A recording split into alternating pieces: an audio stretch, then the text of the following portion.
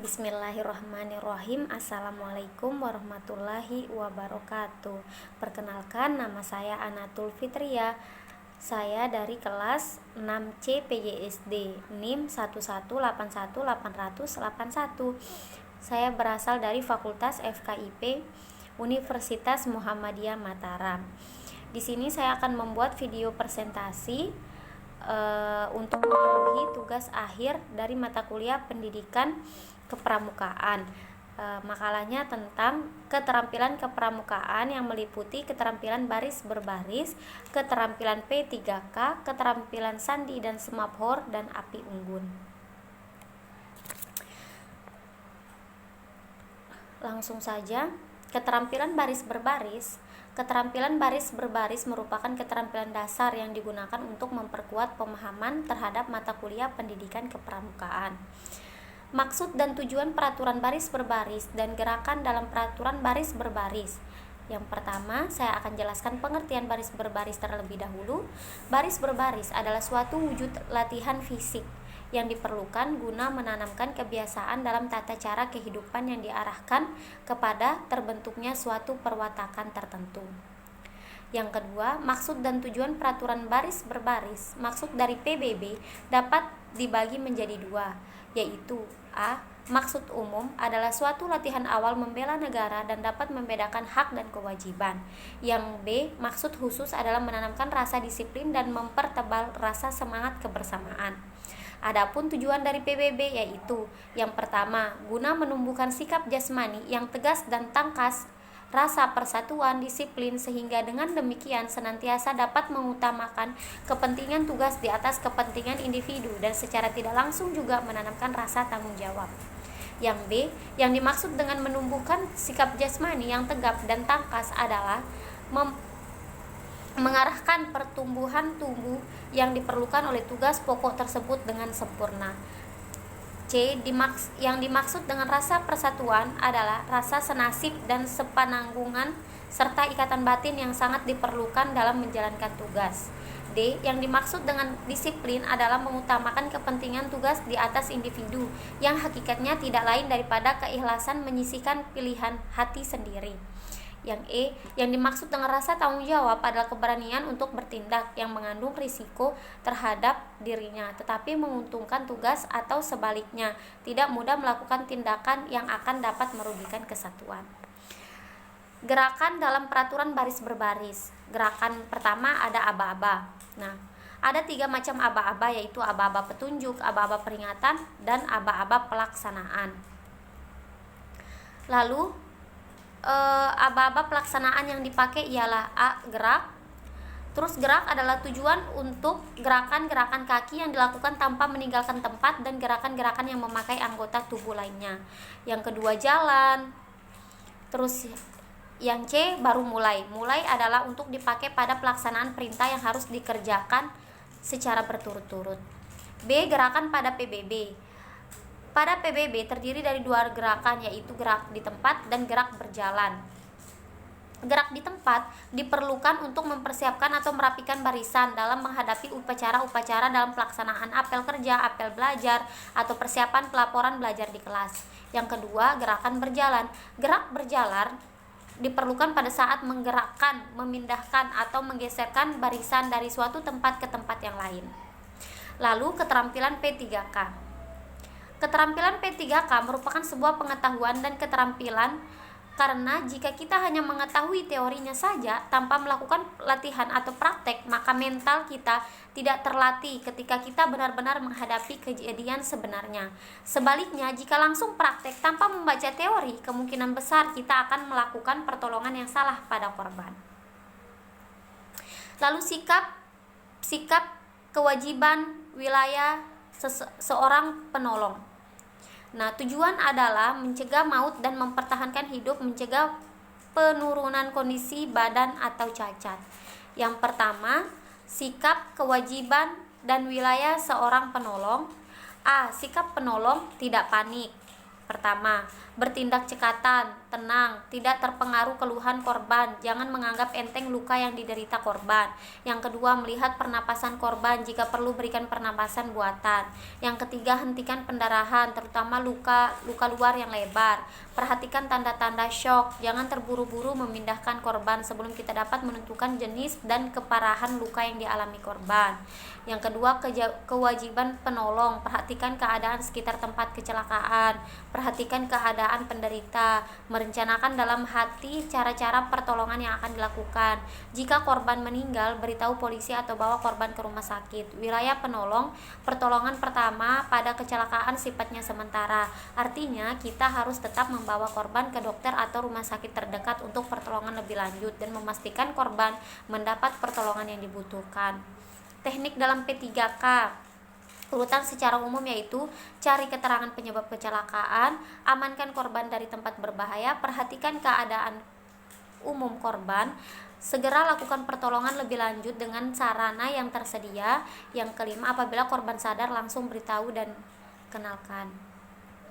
Terus keterampilan sandi dan semaphore.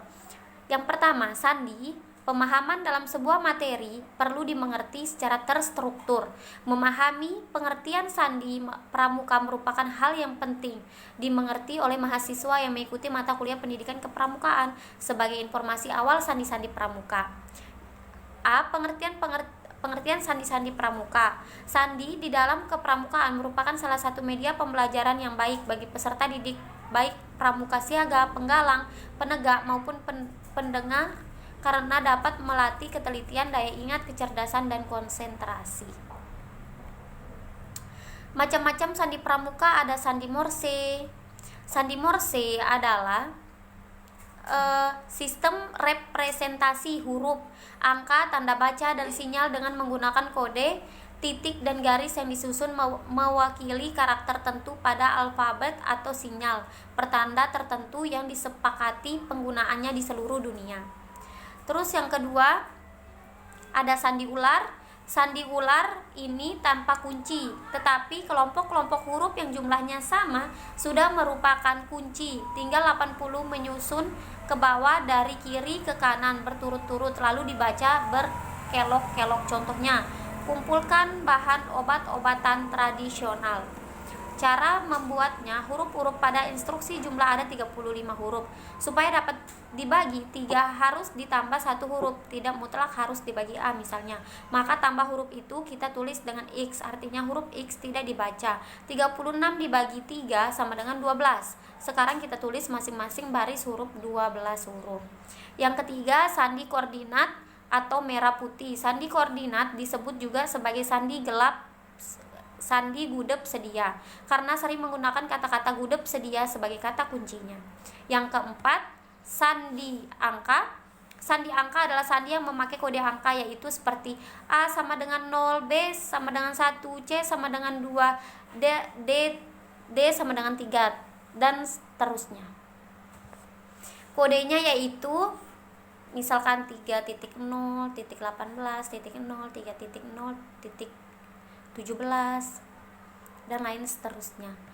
Yang kelima, sandi rumput. Sandi rumput adalah sistem representasi huruf, angka, dan tanda baca yang dibuat berdasarkan prinsip kode Morse. Berarti kunci utamanya terletak pada sandi Morse. Terus yang keenam, sandi kotak. Sandi kotak adalah sandi yang dibentuk oleh garis yang membentuk kotak. Setengah kotak yang sebagiannya 80 mempunyai titik sebagai pembeda abjad-abjad dalam sandi tersebut. Yang ketujuh, sandi Napoleon, yaitu sandi yang tidak mempunyai kunci khusus, tetapi cara merangkai huruf-huruf itu yang menjadikan sandi ini jadi begitu menarik. Terus yang kedelapan, sandi abjad inter. Pengetahuan pramuka tidak sebatas pengetahuan seputar Indonesia saja. Pengetahuan tentang tata cara pengucapan abjad dengan telekomunikasi internasional juga akan menambah kecakapan seseorang pramuka. Terus ada sandi kurung. Sandi kurung itu sandi ini kuncinya sudah baku seperti ini, namun kita bisa membuat sandi-sandi sejenis yang tertentu saja kunci dan namanya suka-suka kita. Sandi sisipan. Kalau sandi sisipan ini sebagai kunci adalah AND. Jadi dalam suatu bacaan huruf AND yang harus dihilangkan. Terus sandi abjad atau sandi balik. Sandi ini sandi yang dimana huruf abjad yang dibagi menjadi dan disusun, yaitu huruf abjad mulai dari A sampai M, berarti di atas, dan penulisannya dimulai dari kiri, sedangkan dari huruf N sampai Z berada di posisi bawah dan penulisannya dimulai dari kanan. Materi terakhir yaitu api unggun. Api unggun merupakan salah satu bentuk kegiatan di alam terbuka, khususnya pada malam hari. Pada mulanya, api unggun dipakai sebagai tempat pertemuan di samping sebagai penghangat badan dan menjauhkan dari gangguan binatang buas. Pada kegiatan kepramukaan api unggun dilaksanakan dalam acara hiburan dengan suasana yang riang gembira. Tujuan diselenggarakan api unggun adalah untuk mendidik sehingga menumbuhkan keberanian dan kepercayaan pada diri sendiri melalui cara berpentas. Biasanya acara api unggun ini berada pada puncak suatu kegiatan.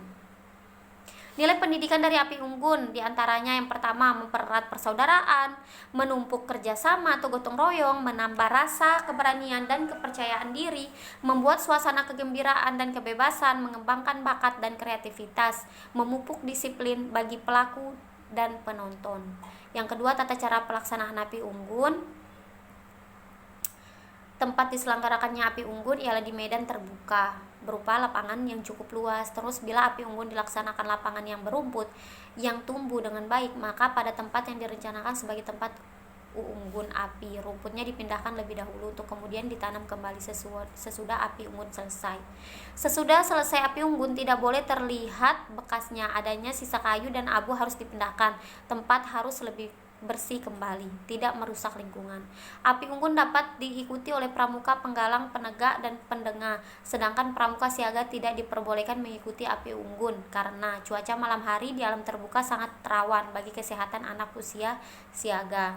Anak usia siaga belum mampu mengendalikan diri sehingga dapat mengkhawatirkan bila mengikuti api unggun. Kegiatan pengganti api unggun untuk anak siaga dapat dilaksanakan pada siang hari dalam bentuk pesta siaga, panggung gembira, gerak lagu, dan sebagainya.